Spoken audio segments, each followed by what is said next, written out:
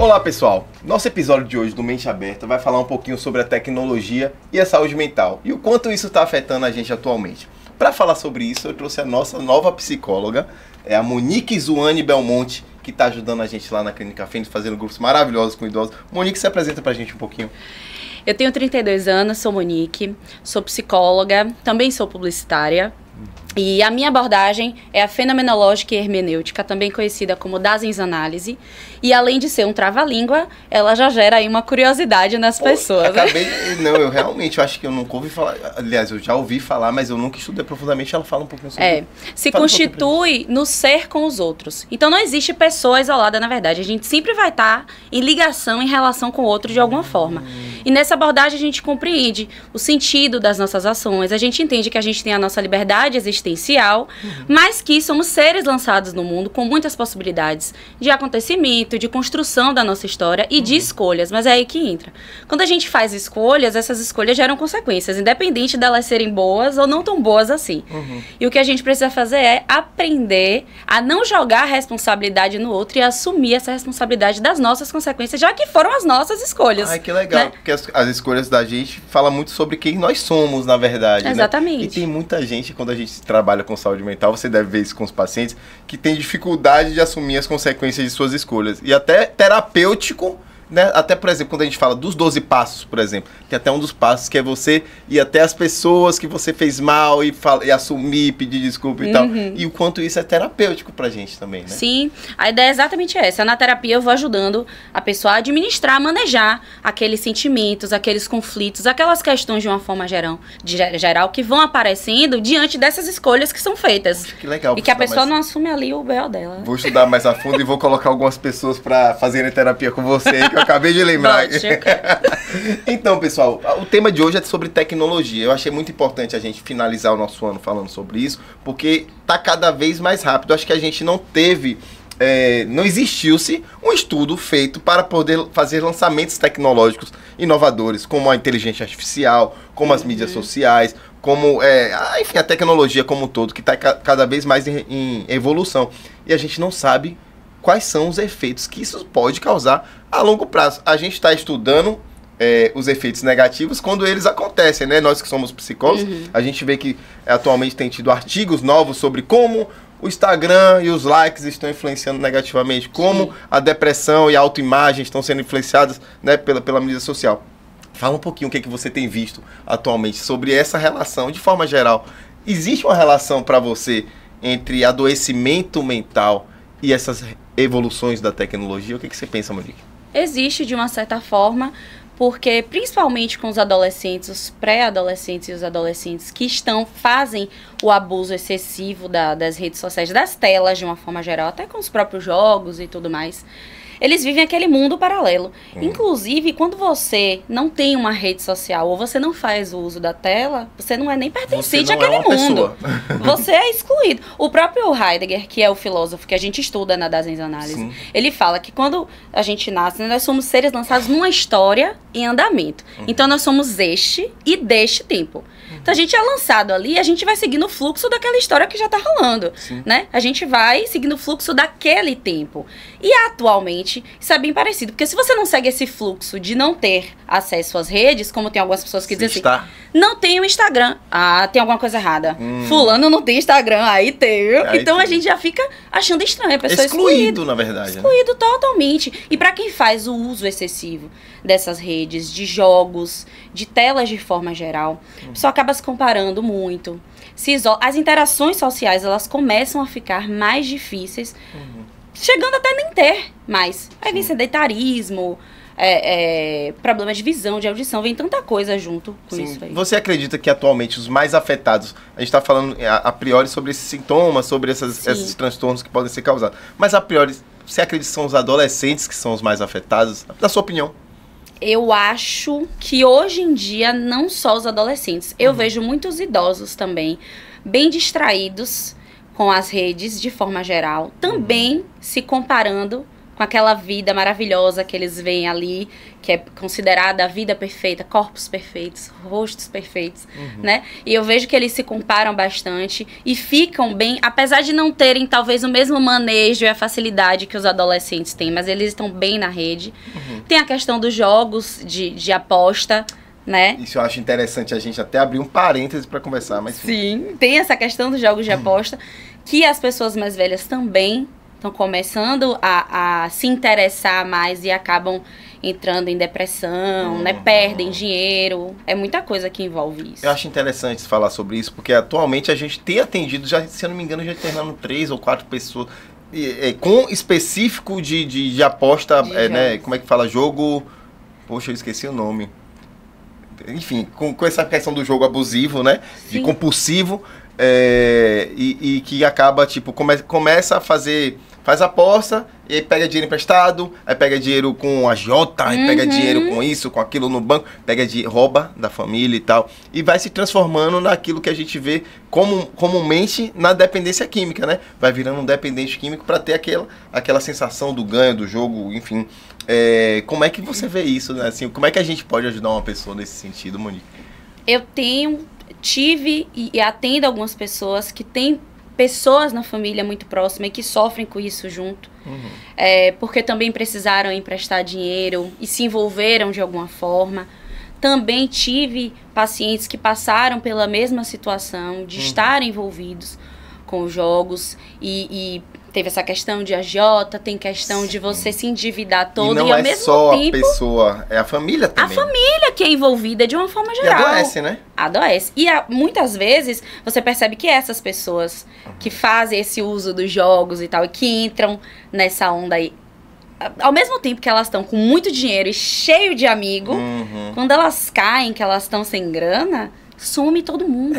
São dois problemas, na verdade, né? Aquela pessoa que ganhou o dinheiro, que tá dando certo, tá pegando, mas tá dando resultado, né? E eu já vi algumas situações assim, próximas e tal, com pacientes e tudo mais, da pessoa que começa a confundir quem é amigo, quem não é amigo, porque ela cria uma barreira nas relações pessoais com o dinheiro, com o que ela está proporcionando e acaba não tendo nenhum tipo de intimidade mais com ninguém, né? Porque as pessoas elas só estão vendo ela na festa, só estão, né? E acaba se afastando. E tem o outro lado da pessoa que está vendo essas pessoas que estão ganhando dinheiro, que os blogueiros e quem quer que seja, que estão em festa e que estão tentando chegar lá, mas por fato de não estarem conseguindo, mas ter a promessa, eles acabam se iludindo com algo que não vai ocorrer nunca e adoecendo em dois vieses.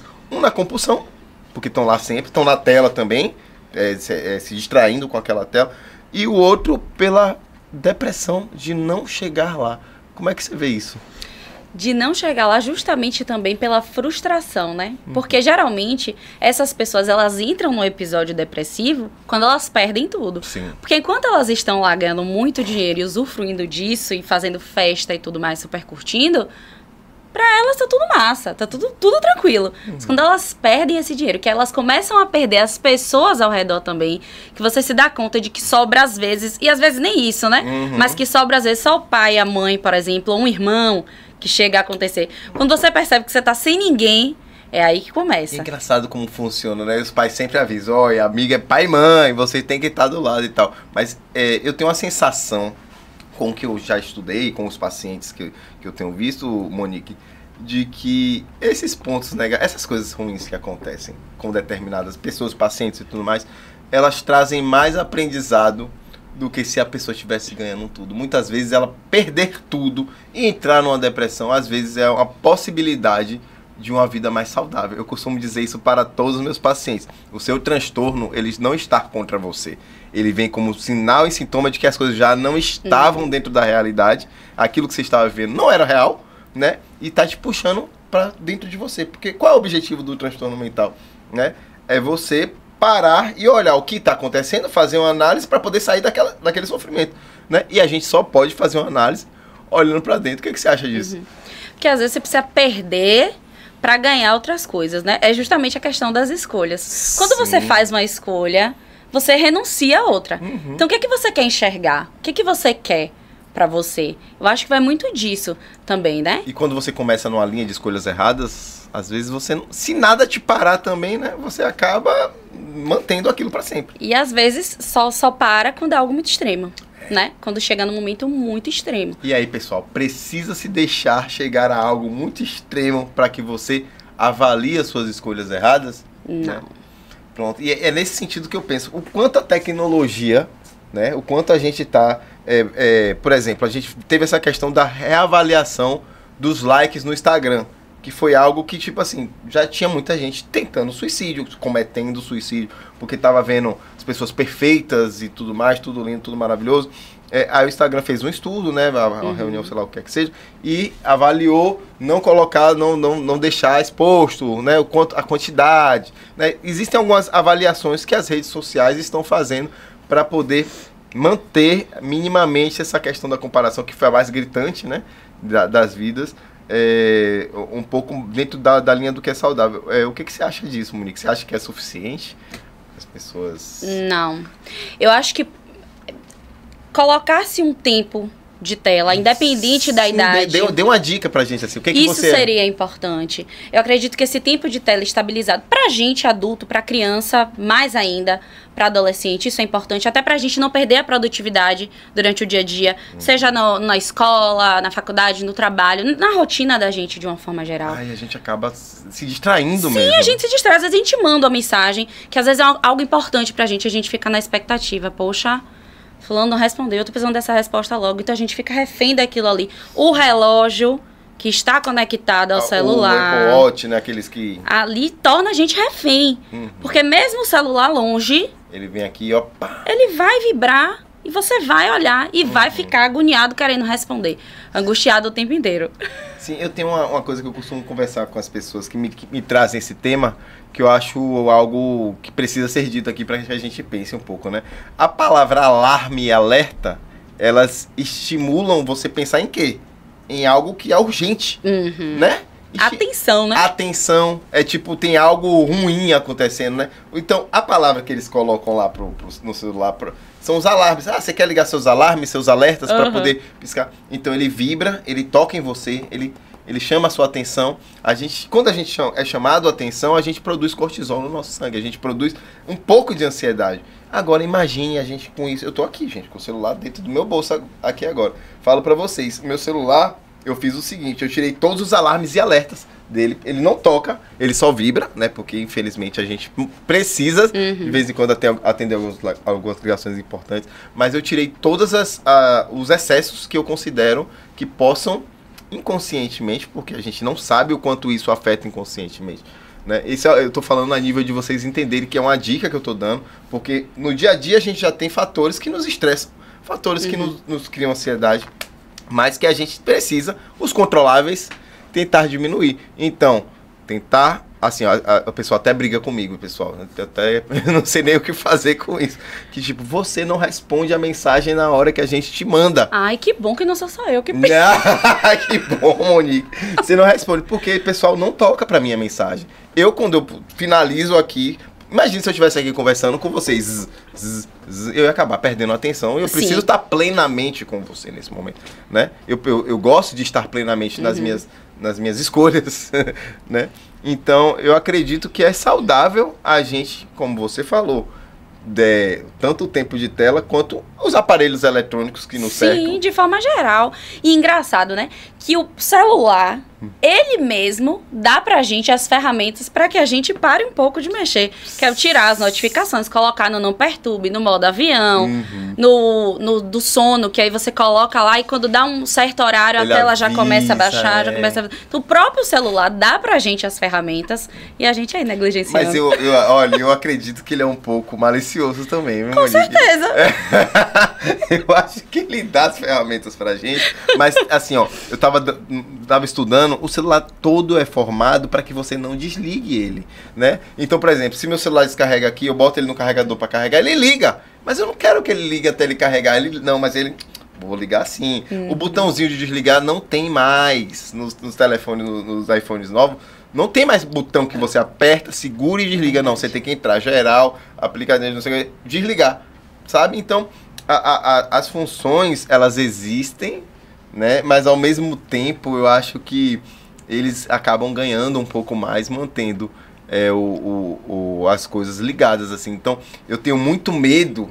Tipo assim, estão fazendo paliativos, melhorando algumas coisas, mas e as coisas que a gente não está enxergando? E as coisas que a gente não está melhorando?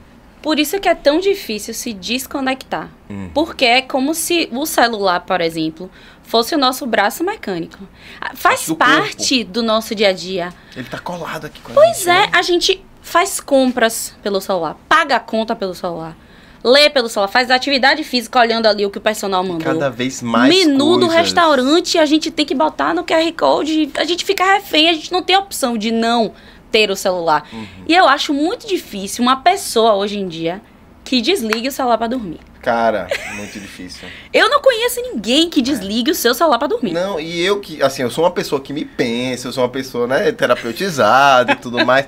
E aí eu sei que, tipo, você pegar o celular na cama é algo que é contra a sua higiene do sono. Então, às vezes, eu já estou ansioso e penso, pra diminuir minha ansiedade, vou pegar meu celular. Só que isso acaba...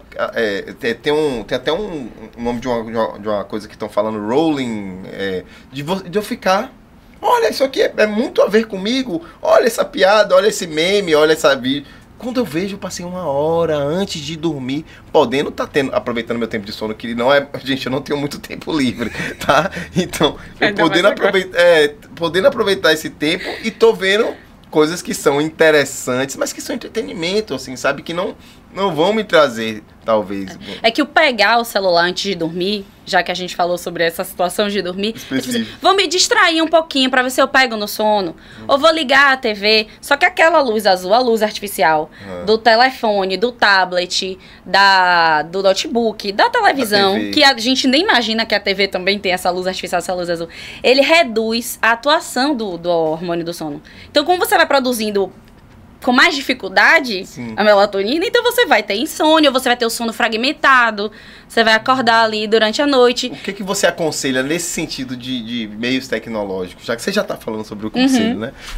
Que dica você daria para o pessoal fazer uma higiene no sono em relação a essa questão da tecnologia? Com certeza, 1 hora antes do costume que a pessoa tem de dormir, fique longe das telas, faça esse esforcinho.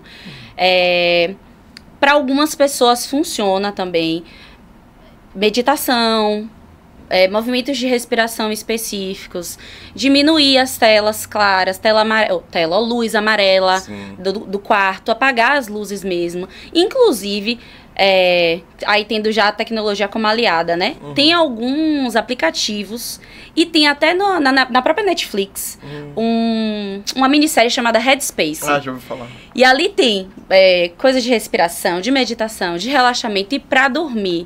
O que também não faz muito sentido, porque você vai precisar ficar com a televisão ligada, né?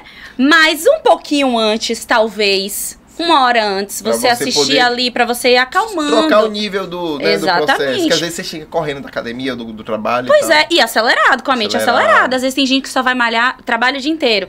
Aí vou malhar lá pra 9 horas da noite. Chega em casa. Aí, tá vendo? Já chega acelerado. Não tem um banho relaxante que adiante, não. Porque tem gente que... Pronto, eu uso muito isso, até pra mim mesma.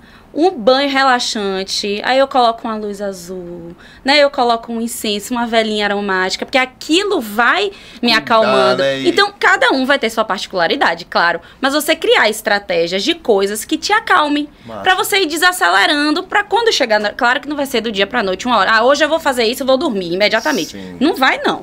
Mas aos pouquinhos, quando você cria o hábito de fazer isso, se torna... Menos difícil. Né? Não, eu já atendi pacientes com problemas de sono que a gente resolve com higiene do sono, né? Tipo assim, tira, assim, ó, como é seu quarto? Você primeiro pergunta, como é seu quarto? Meu quarto tem a TV, tem um videogame, pronto, tira a TV, tira o videogame e tal. Como é que você... Não, antes de dormir eu deito e fico mexendo no celular, pronto, tira o celular. Então, às vezes, você retirando pequenas coisas, você nem faz a terapia mesmo com a pessoa. Às vezes o problema da insônia são maus hábitos. Né?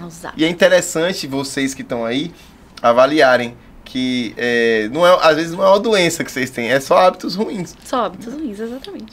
Você falou um pouquinho sobre meditação e tal, e aí me lembrou, como você disse, né? Existem alguns aplicativos e tal. A gente não pode demonizar também, né, as redes sociais, o tal, até porque tem muita informação que é positiva. Sim. Mas também tem muita informação, assim, muita coisa que joga contra a saúde mental, a psicologia. Eu já vi, por exemplo, sei lá, não vou citar nomes, mas eu já vi pessoas que não são psicólogos falando, né, no Instagram, dicas para você melhorar sua saúde mental.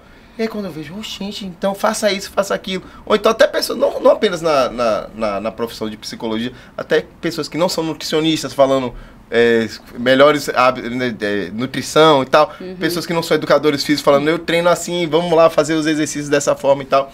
E esses influenciadores que acabam influenciando negativamente, eles me preocupam muito. Assim, você acha que isso pode adoecer uma pessoa, Monique? Com certeza.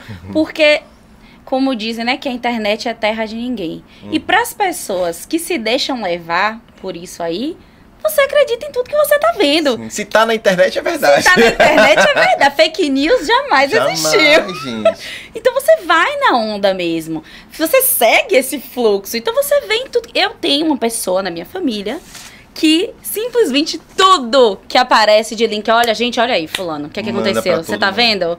Mas, não, isso não aconteceu. Não, aconteceu sim, olha aí o link. Cara, e o que tá me preocupando é que, tipo assim, ó, a inteligência artificial, ela tá evoluindo tanto que às vezes coloca uma imagem muito parecida com a realidade. Tipo assim, sei lá, o Messi se beijando com a outra mulher. Aí a pessoa fala, coisas às vezes de fofoca, assim. Ou então, tipo, uma pessoa fazendo, sei lá, algo que não faria, algo ruim. Então, até que ponto a gente está começando a misturar o que é real com aquilo que não é real, com as fake news, como você falou, né? E o quanto isso está afetando as relações também, né? A forma como a gente interage, a forma como a gente, né, verifica o que é certo e o que é errado, né? Estar atrás das telas tem isso também, da pessoa se sentir mais confiante, né? Para proliferar fake news, para poder falar coisas terríveis, digitar coisas terríveis pro outro a troco de nada. Não é à toa que tem aí o cyberbullying. Já tive paciente na mesma situação de não sofrer o bullying só na escola, de sofrer virtualmente também, e disso adoecer de uma forma assim, que a gente fez uma busca muito forte pela apropriação da história dela, mas pelo autoconhecimento. Vamos falar sobre essa questão do cyberbullying, porque eu acho que como a gente está falando sobre tecnologia, é bom a gente pontuar que é algo que acontece há bastante tempo, assim, né? Desde os primórdios da internet, porque como você falou, a pessoa se utiliza do fato dela estar ali, né, em casa e ninguém tá vendo e tal. Ela está segura. Ninguém sabe quem é ela. E até um tempo atrás não dava nada. Não tinha leis que protegiam a pessoa. Tipo, eu falava pra você, xingava e cometia racismo, cometia qualquer tipo de violência. E não dava nada. Né? Hoje em dia já tem leis, né, que protegem dados, leis do cyberbullying e tudo mais. Mas me conta, você estava dando um exemplo de uma pessoa que aconteceu, mas fala um pouquinho, não só em relação ao exemplo, mas como é que acontece isso, porque tem gente que eu acho que nem sabe exatamente o que é o cyberbullying. Né? No cyberbullying as pessoas usam as telas, né, porque elas estão atrás da tela, elas se sentem mais seguras e confortáveis para fazer esse tipo de coisa e ir proliferando palavras horrorosas, ou são ofensas, na verdade, né, que você faz isso virtualmente. E principalmente para os pré-adolescentes e os adolescentes, isso tem um baque significativo enorme, porque eles estão ali, né, construindo a identidade deles. Com tantos problemas. E para eles, não minimizando os problemas, mas para eles é tudo tão mais difícil, é tudo tão mais confuso, tudo tão mais novo. Então, imagine uma pré-adolescente, um pré-adolescente não sendo só sofrendo bullying na escola. Com o corpo em mudanças. Se aceitando. Exatamente. Então isso influenciou de uma forma tão assim forte nesse paciente, que ele começou a mudar o jeito dele de se vestir, a forma como ele arrumava o cabelo e tudo isso, porque pra ele o que ele via no espelho era feio. porque os outros estavam dizendo que era feio. Os outros estavam apontando o dedo dizendo que aquilo é feio. Então a gente fez uma busca com a família também, uma busca pela apropriação da história desse paciente, pelo autocuidado, pela autoestima. Eu faço alguns cards que eu mesma crio para os meus pacientes, diante de situações que eu vejo que é muito comum, né? Não é uma receita de bolo, mas é algo que traz ali um acalento no momento em que eles estão se sentindo ansiosos ou não sabem muito bem o que fazer. É uma estratégia assim mais... É uma estratégia para tentar ajudar de alguma forma, eu estando longe. Então eles têm aquilo ali que é uma forma de uma... Não, peraí, deixa eu ver aqui, que os adolescentes falam a Pice, né? Sim. Minha Pice, não sei o que. Então eles olham e dizem, não, me senti mais confortável. E essa pessoa, inclusive, assim, deu uma reviravolta surreal. É outra pessoa muito mais segura, muito mais confiante. Legal. E claro que, né, a gente tá suscetível a tudo, né? Estamos vulneráveis. Pode acontecer novamente, né? É óbvio. Mas eu acho que já se enxerga de uma outra forma. Que a gente não consegue mudar a forma como o outro se comporta com a gente, como as coisas acontecem ao nosso redor. Isso a gente não muda, a gente não tem como controlar. Mas a gente consegue mudar a forma como a gente reage a isso. Perfeito, de formas mais saudáveis, né? Sim. E uma das funções do psicólogo, como você falou, é tipo assim, tem pessoas que têm já estratégias comportamentais assertivas que elas conseguem resolver determinadas situações, até inibir determinadas situações negativas e tudo mais, mas tem gente que não tem nenhuma ferramenta. Então é muito importante o psicólogo que estiver assistindo, ter esse tino terapêutico para às vezes saber que é você que tem que construir uma ferramenta, escrever ali, ó, neste momento você tem que treinar isso aqui, né? Você tem que ter esse comportamento e tal, para que a pessoa às vezes ela não sabe nem por onde começar, para que ela mesma depois, ela, né, varie, crie e altere e tal, porque às vezes a pessoa ela tá num sofrimento tão grande no olho do furacão que ela não consegue ter perspectiva do que fazer ou como mudar. E é interessante que a gente tenha esse tino muito interessante que você falou, né? Eu já vi casos, a gente já viu casos na internet, que o cyberbullying, inclusive, enfim, tornou num suicídio, né, do adolescente e tal. Sim. É triste falar sobre isso, mas muitos adolescentes, quando chegam até a gente, eles falam principalmente sobre essa questão do bullying que ainda é muito presente. Algumas escolas, elas têm campanhas contra o bullying, eu já fiz inclusive algumas palestras para escolas interessantes contra o bullying e tudo mais, e que é importante que as instituições, elas tenham essa responsabilidade, né, de não falar apenas do bullying que a gente via antigamente e tal, mas desse bullying atualmente que é totalmente colocado na internet pro adolescente, que às vezes a mãe não tem um controle, né? Então, Monique, me fala, o que você acha sobre o controle parental? Eu acho que é necessário, que é preciso também você dar essa privacidade, mas também não soltando tanto, né? Hoje em dia você consegue ter o controle pelo seu próprio celular do que seu filho está fazendo, através do e-mail que chega, o que é que a pessoa está baixando, o que é que a criança está jogando, você consegue ver nos aplicativos. Então, hoje em dia, já é mais fácil ter esse controle e eu acho necessário sim. Porque assim como a tecnologia traz coisas legais, né? Traz benefícios, ela também traz muito malefícios. E a criança, e o adulto de forma em geral, as pessoas, todo mundo tem acesso a tudo. E o ter acesso a tudo passa dos limites. Exato. Porque você tem acesso a notícias que não são verdadeiras, você tem acesso a vídeos, coisas que são brutais, violentas. A dark web também, né, Monique? Exatamente.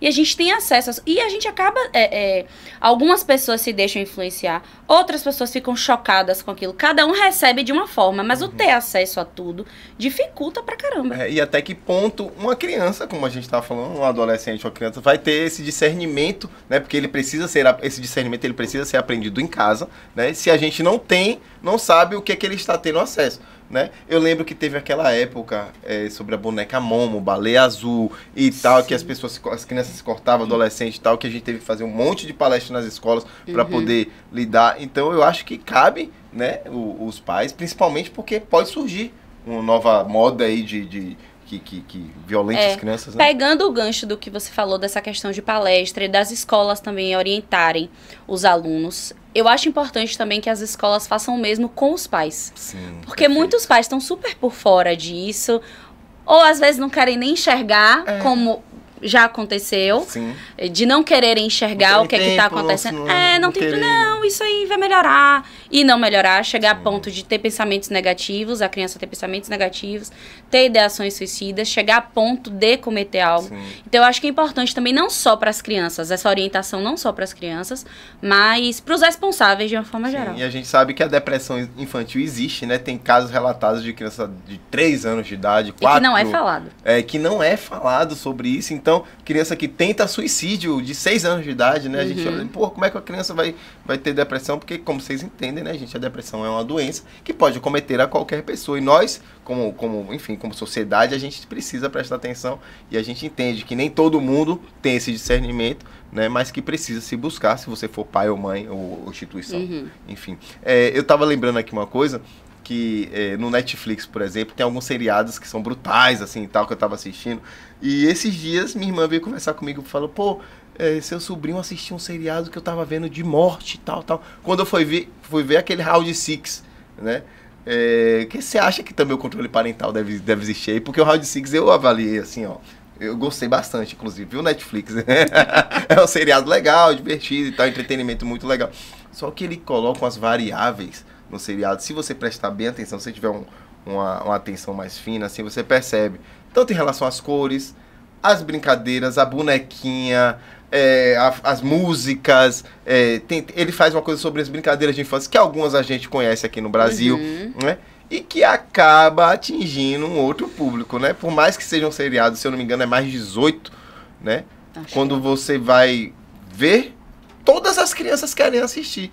Então, o que você acha dessa mãe que tá vendo um filho assistindo um seriado, que tá todos os amigos assistindo, assim, como é que a gente pode fazer isso?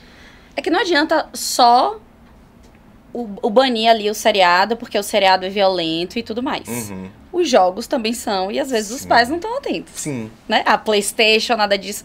O Mortal Kombat da nossa época era muito mais leve. Rapaz, era tranquilo. Mas assim, eu acho... O gráfico do Mortal Kombat hoje é cabeça voando, é sangue pra tudo quanto é lado. Mas você sabe, tem um controle, gente. Eu jogo videogame. Tem um controle no Mortal Kombat que é pra você botar o sangue verde.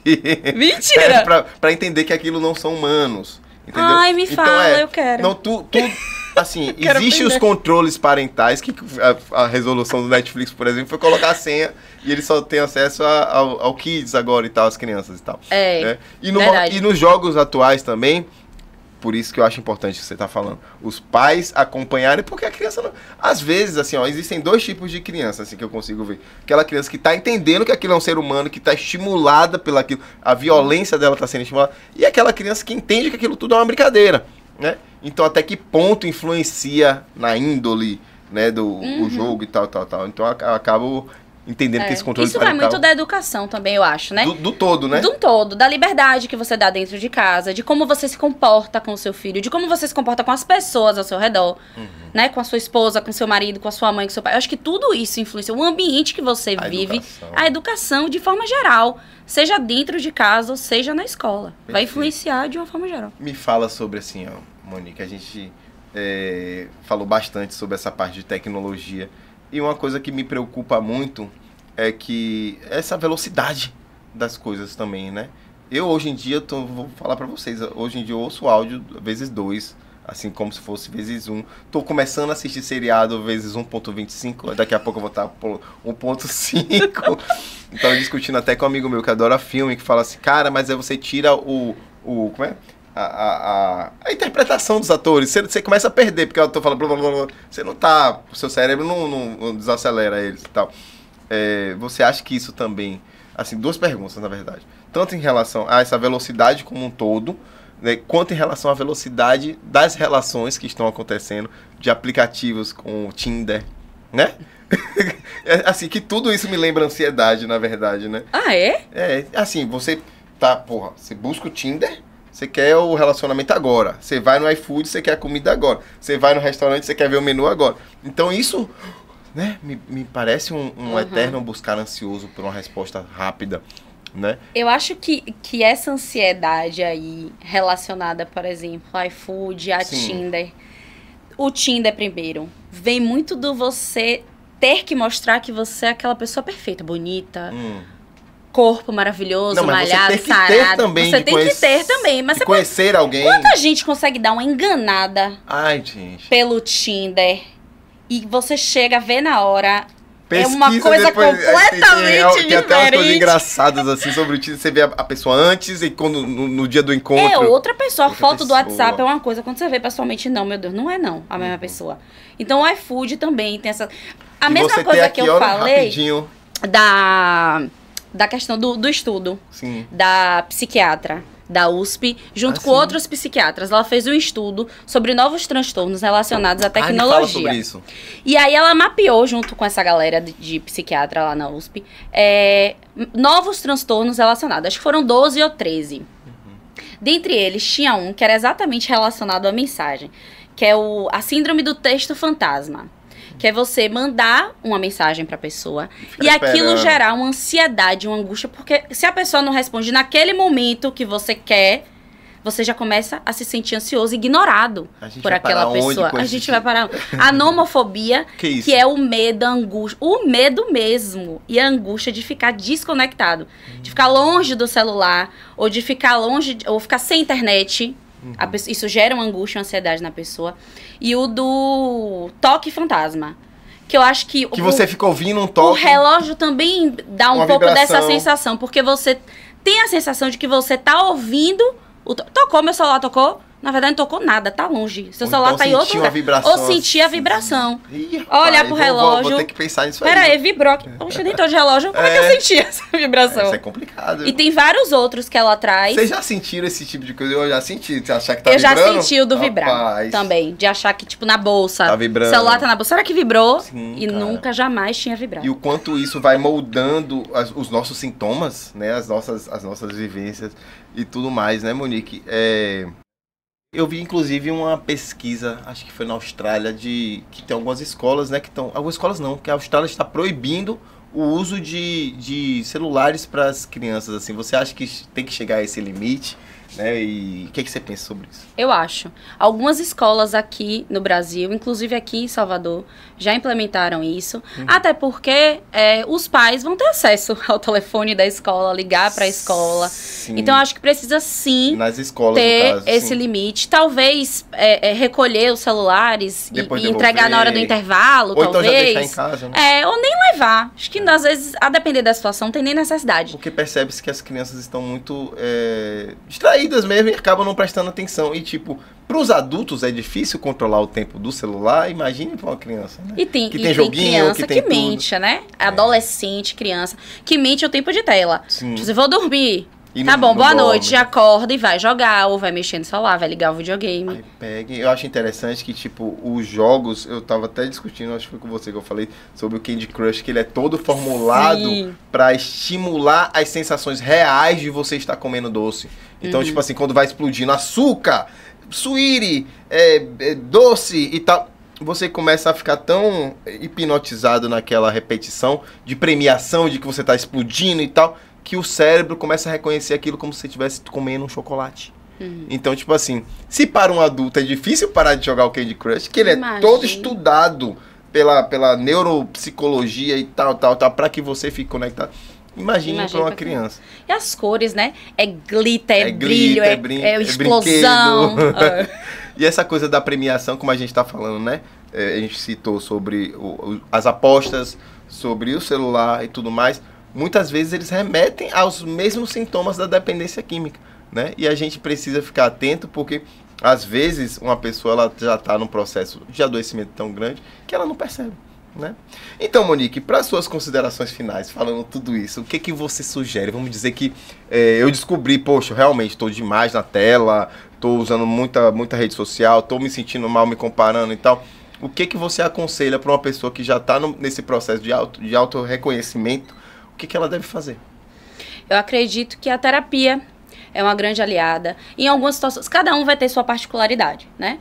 Mas em algumas situações o acompanhamento psiquiátrico, o uso do medicamento, mudanças de hábito de forma geral, ter atividade física, qualquer que seja, como aliada também, e manter ao seu redor pessoas que não negligenciem a sua dor, né? Que oriente, que proteja, que escute, que acolha e que não negligencie o seu sofrimento psíquico. Isso é muito importante. E você entender o que você quer enxergar. Esse é o primeiro passo. Porque, assim, quando a gente tá bem, a gente vai enxergar coisas bacanas. Quando a gente tá mal, a gente só vai enxergar coisa ruim. Então, o que é que eu quero enxergar? Começar a se questionar, começar a entender o que é que eu quero de melhor pra mim, como é que eu posso manejar isso aqui. Acho que esses questionamentos podem ser um começo também. Perfeito, Monique. Boas dicas, né?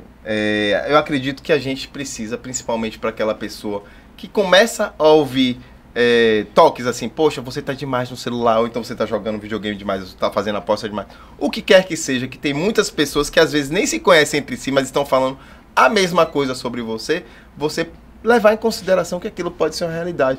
Porque, como eu falei, né, eu vejo muito que as características de uma pessoa que está em excesso de uso de qualquer coisa, uso compulsivo, tanto em droga, quanto em tela, quanto em videogame, como eu citei, eles se parecem muito. Ela sempre vai dando desculpa. Ai, não, é porque eu trabalho com celular. Ah, não, é porque eu tô querendo participar de um campeonato desse jogo aqui. Ai, não. Então, sempre tem uma desculpa. Mas será que você já não está entrando no processo de adoecimento?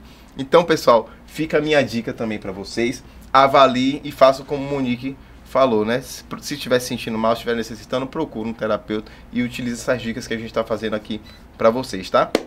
Como vocês viram, a gente já está entrando em processo de Natal. A gente vai ter um intervalinho, né, em relação ao nosso podcast aí. Vamos tirar umas férias e provavelmente em janeiro, fevereiro, a gente vai estar de volta com um novo programa para vocês, tá bom? Não esqueçam de curtir, compartilhar, comentar e manter essa interação que é muito gostosa para que a gente possa fazer cada vez melhor, tá, pessoal? Um beijo, boas férias e até a próxima. Obrigado, Monique. Eu que agradeço. Beijo, gente.